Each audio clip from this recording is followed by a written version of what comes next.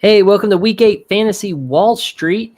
We're going to be looking at some players you should be looking to buy before their value skyrockets, or players you should be trying to sell at their peak or before their stock tanks. Okay, Kyle, give me some good fantasy financial advice. Certainly. I'm going to start with a sell, and we're looking at Woody Marks. There's a lot of hype around him before the bye week. Had that big game against Tennessee. Kind of crapped the bed against Baltimore, which everybody expected a big game because their defense is playing so bad. And then they had the bye week. For me, I'm selling him. He had a decent week this week just because he happened to get a touchdown. The downside is he's not going to be the workhorse. I think everybody was hoping he would kind of take over that backfield. Clearly, they want to keep Nick Chubb involved. He is better catching the ball than Chubb, but he's not been real efficient with his actual carries. So I think that's why they're keeping Chubb involved still, even though Chubb's not that efficient either. Yeah. Basically, this running game is just going to struggle. And even if he is getting, workhorse carries, Tennessee was just an exceptional matchup. And even with starters carries, he's not going to be reliable enough on this offense with that line to run the ball. So if people are still excited about him, thinking he's going to take over from Chubb, try to sell him and get something out of him. Yeah, I think this is just a problem with this offense as a whole. Right. This offense is just not very efficient. They're not doing well. Like you said, Tennessee was kind of an exceptional matchup. He also had 17 attempts in that game. He hasn't had over 10 in any other game. So that was the only game he got that workhorse kind of load. And he had 5 targets that game too. So it was kind of an outlier. And this offense as a whole doesn't get in a scoring position very often. They're not really moving the ball or possessing it that much. So yeah, that's a pass on Woody Marks for me because on top of that, then he's splitting, right? So it's like a double whammy, and it's kind of gross. So yeah, take advantage of that week 7 performance where he fell into the end zone there at the end and try to get rid of him. Yeah. All right, so we're going to switch over to the buy column. We're going to hit you with Brashard Smith. Now, while this is another guy in a timeshare, I think this is a more valuable timeshare because of the team it's on. So, Brashard Smith, while I understand some of the carries were a result of a blowout against Vegas, he's been taking over the passing down work from Kareem Hunt. And I know Kareem Hunt is also a little banged up right now. But I think they've wanted to get this guy more involved in the passing game anyways. And so I think he's going to maintain that passing down role for these guys alongside Zay Pacheco as the thumper, between the tackles. So if I can get a hold of this guy, he's only had really one decent game against Vegas, but it looks like it could be an outlier. Take advantage of that and go get him. He's going to be involved in this passing game the rest of the season, and he's pretty good in space. So he's going to be – I think you could play him as a flex the rest of the year if you're killed by injuries. Yeah, I think this is one of those that it's worth taking a chance on because the position is so shallow and there's been so many injuries. People are starving for running backs, and we saw a flash of what could be with Smith here. So it's worth taking a chance going and rostering him and seeing what happens.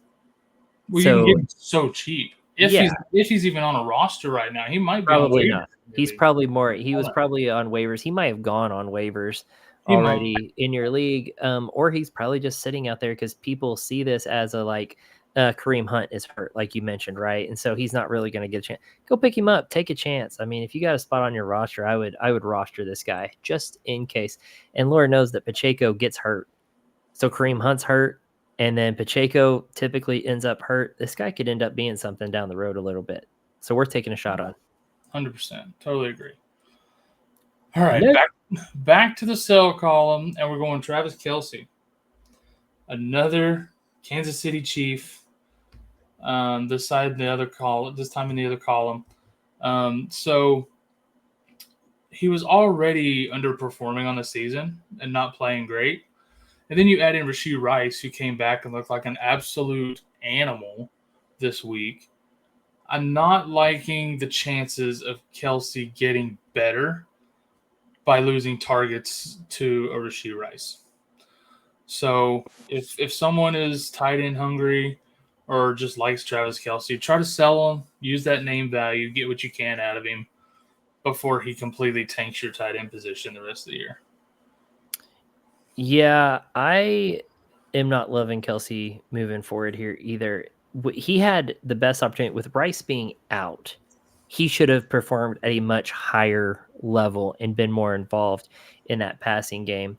And now with Rice back, I mean, that's just gone, right? And I know you're thinking, okay, he's sitting at the number 5 tight end on the season. What are you talking about? Well, it's because tight end just hasn't been super productive this year. So he's not got a lot of competition, but he's not performing at that elite level that gives you that week in, week out advantage over your opponent. So he's not performing at that level, and it's most likely just going to get worse. So, Yep. yeah, and he's got some tough matchups down the road too. So, just not loving it. I'm with you, man. I'm selling this guy, and you can get something for him just based off of the number 5 tight end rank, because people aren't going to look too far into that, and it's Travis freaking Kelce. So Yeah. time to shake him off and move on. And just a little extra pearl of wisdom for you here. I'm applying this to Dynasty as well because Oh, 100%.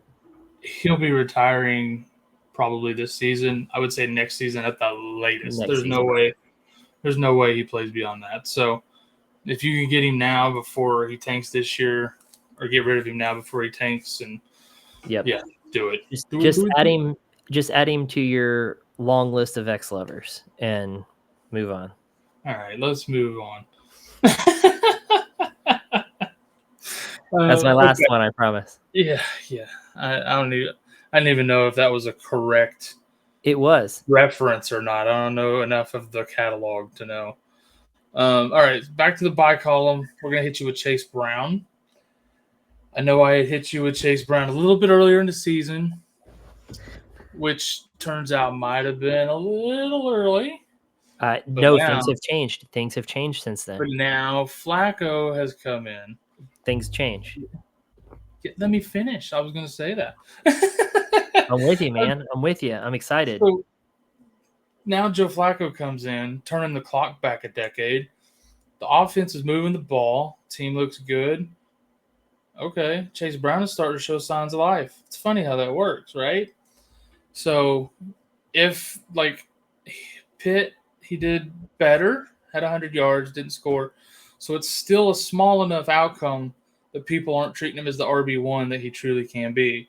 So you still have slim window to buy this guy before he starts playing like last year again. So do everything you can to get this guy on your team. Really, I'm just more surprised. I'm not seeing Joe Flacco on your buy list here. So, I mean, no, I think that offense is just going to keep getting better the more he integrates into that offense. He definitely took a step forward. I like Chase Brown's schedule. I think he's got some good matchups down the line here, especially when you look down at his playoff schedule. I really like when he gets down in there. He plays Baltimore later on a couple times. Baltimore's defense is absolutely atrocious. In the playoffs, he plays against Miami, Arizona, Baltimore. I mean, I'm liking it, He doesn't have to play Cleveland again until week 18, and your season better be done by then, or you play in a sham league. So, yeah, I like Chase Brown moving forward, and I think you're right on that edge of being able to get him, like you said, before he becomes expensive again. So jump at that pretty quick. That window is closing fast. Absolutely. Very quickly. I mean, to be fair, you've had weeks to get this guy.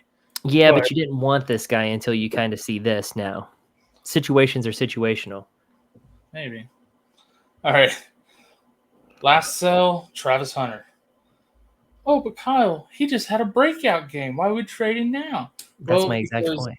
Because he is going to be volatile as heck, because this offense has been so inconsistent this year. Just look at what BTJ's been like all year. Look at what ETN's done all year. Look what Lawrence has done all year. They're all over the map. There's no rhyme or reason to how they score or win.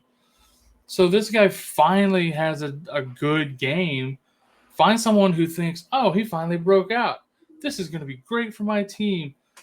Go trade him to that guy. Sell him to the fan that thinks he's going to be this the rest of the year and then enjoy the spoils. No, I agree. I've got nothing else to add to that. I am not hyped about Travis Hunter. I'm not going after him. I don't own him anywhere already, but if I did, I would be selling as high as I possibly can, because I don't think that's going to be. He might do it one more time this year. Maybe That's kind of how I see. He might do it Where one more time this year. They play Tennessee week 13. He might do it then. We'll see. Yeah, Vegas and yeah, Vegas in week 9, so maybe. Yeah, But maybe. yeah, the schedule's also tough on top of just this offense. So That offense is a mess, man. it is. It's a hot mess. I'm with you. All right, let's All right. end this on a good note here. Yeah, last buy, Zay Flowers. So, guys, I gotta tell you this: Lamar Jackson's coming back. Whoop whoop. Should be this week. Coming back. All right. Zay Flowers has been struggling while he's been out. You know, Cooper Rush, Tyler Huntley. It's not been great. But at the beginning of the season, when he had Lamar Jackson, he was the number 1 wide receiver on that team, clearly, and getting targets as such. Expect that to pick back up when Lamar's back. You want this guy on your roster. He's going to be good the rest of the year. He's got some nice matchups down the rest of the season. So try to get your hands on him before Lamar is back from somebody who has struggled while he's been struggling. Yeah, there's a lot of struggle. This team's been on a struggle bus as a whole. Where this bodes well for Zay Flowers is their defense has been atrocious, and they're going to have to throw the ball a lot, right? But Zay Flowers is criminally undervalued. Yes. And I started really noticing that last season when he was just tearing it up, but just severely undervalued. And same goes now. I mean, he's still very undervalued. On top of that, he hasn't performed super great, like you said, since Lamar Jackson's been out. So time to take advantage of that. Those two things combined gives you a window to buy, and that window is about to be closed before, like you said, he hits a very good schedule, and that window is going to close pretty quick. So go out there. Hopefully someone is overlooking his true value and potential here, and you can get him for a good price. Hopefully someone has some injuries at wide receiver and they panic, or you offer them a running back and they're struggling there and they panic when they're like, oh yeah, Zay Flowers ain't doing nothing. Yeah, package up Woody Marks, Travis Kelce, and Travis Hunter for Zay Flowers, and you're good to go. Boom. I do that. It's that easy, guys. This is fantasy football. We got it. That's why you're watching us right there. That's right. I would say good luck this week, but you don't need it when you listen to us. You don't need it.